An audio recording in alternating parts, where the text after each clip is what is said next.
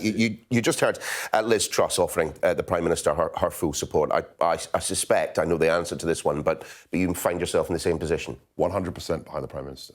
What we do know, or what has been alleged since the Minister was on the programme yesterday morning, are these allegations of blackmail, of improper coercion, of improper pressure being exerted by the Whip's office. The Prime Minister hadn't had a chance to look at those reports yesterday morning. He will have done by now. What is the conclusion? I don't know what the conclusion is. Certainly I've been an MP for 12 years now, and I've never heard of the kind of allegations that are being made.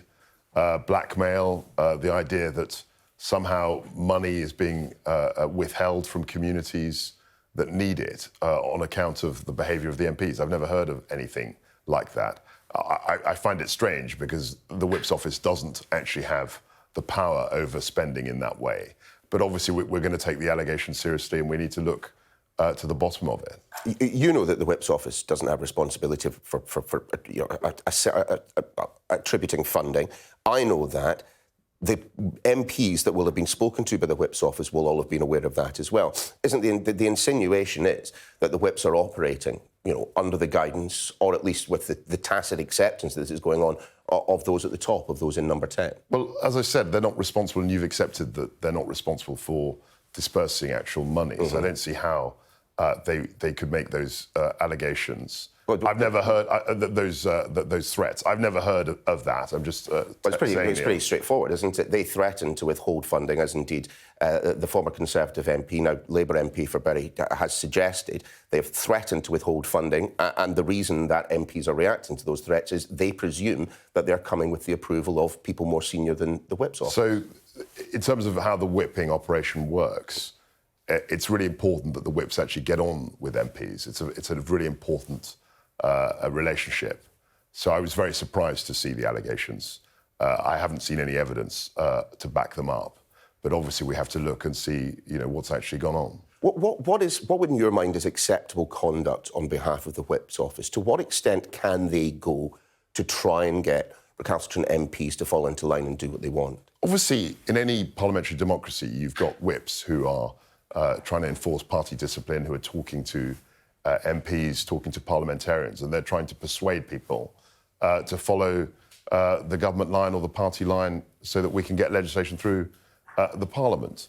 But allegations of blackmail and intimidation are completely very unusual. I've never heard such allegations, and I think it would be unacceptable. Well, how then to account for stories which are appearing in the papers about those rebels who have indicated their intention to rebel? Diana Davison, for example, a number of allegations thrown up, a number of comments, insinuations about her sexuality, insinuations about her relationship with alcohol. I mean, are those acceptable? Look, I think in any political system that we have, there are lots of briefings all the time that are being made. I don't know who's making the briefings. Lots of things are said, lots of accusations about colleagues are made. But as far as the specific allegation about Whips withholding funds, I think that's completely unacceptable.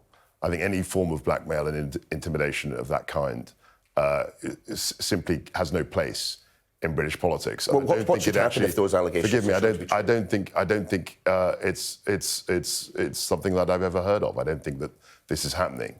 But it's certainly incredibly serious. I mean, I'll ask the question again. I mean, what would happen? What should happen, actually, in your view, if these allegations are substantiated? Look, I don't want to get drawn into what will happen if unsubstantiated allegations are proven true.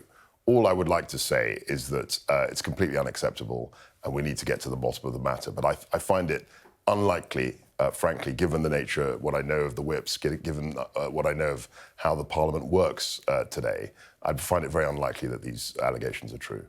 Let's talk briefly then about Sue Gray. And there are a number of reports this morning suggesting that she has uncovered an email warning Martin Reynolds to cancel the party.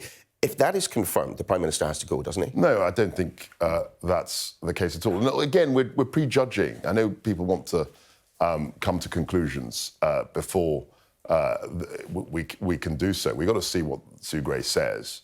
And then once the report is out, we can draw our own conclusions, as the Prime Minister has consistently said. Yeah, the Prime Minister's also said a number of things which seem to run counter to the idea that there was indeed a warning that this party should not go ahead because it was a party. I mean, he has said that he received no warning. I mean, if he is shown to have either misled the House or indeed lied, as Steve Baker has said, he has to go, doesn't he? So, as I said before, I think we've got to wait to the report.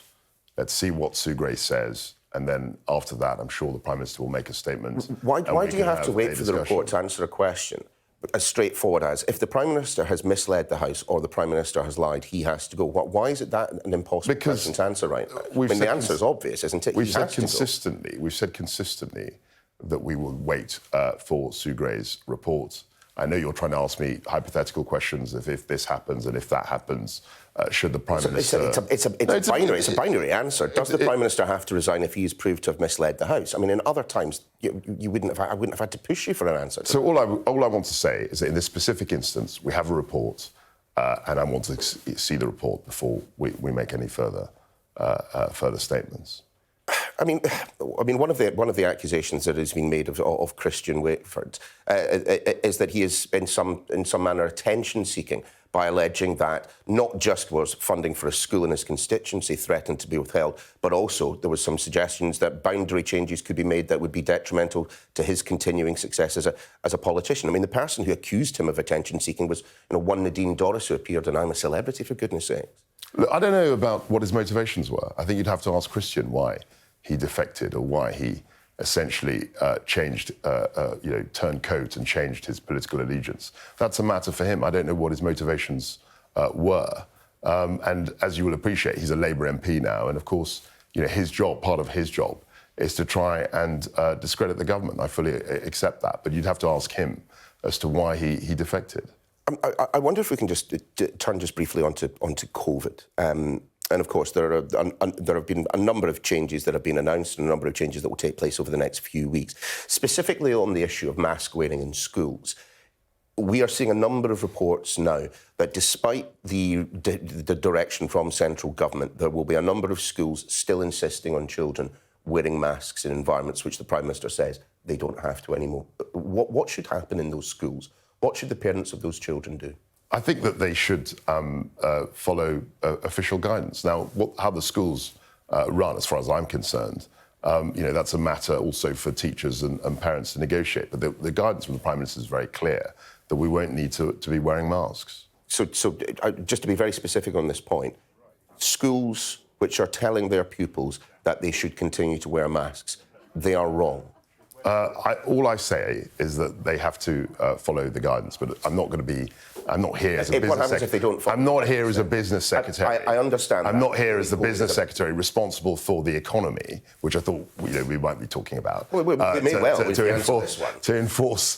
to tell school teachers and head teachers how they're going to run schools. That's, I'm afraid, not my remit.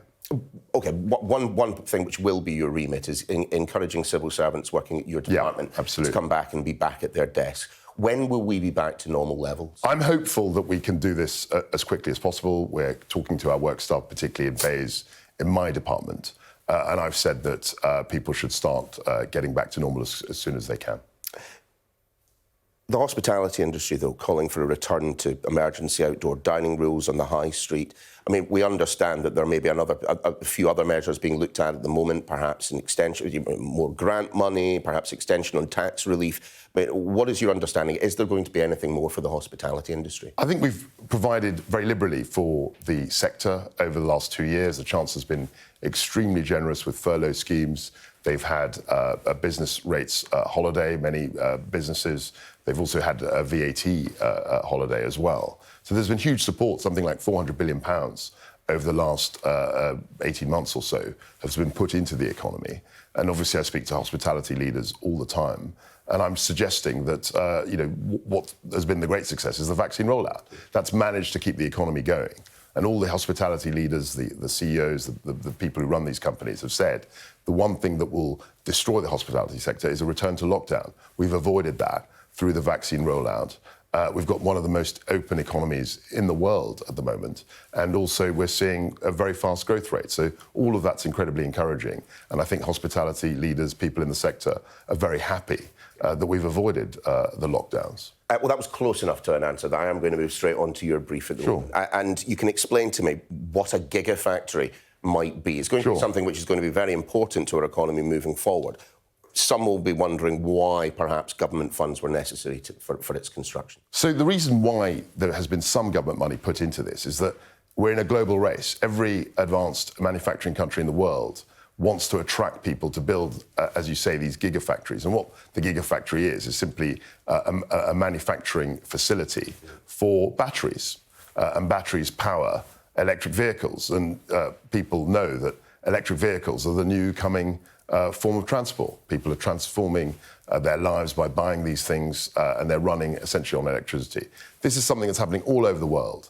And clearly, manufacturing countries like ourselves, like Germany, France, others, want to be able to manufacture batteries for electric vehicles because they can see the demand for them.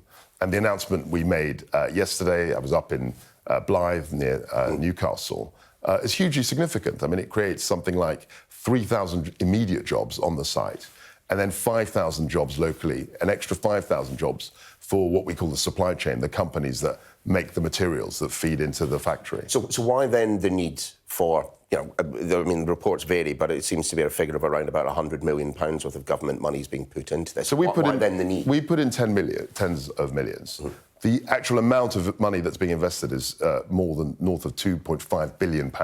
So there's a huge leverage in terms of for every pound we're putting in, we're getting £25 of private investment.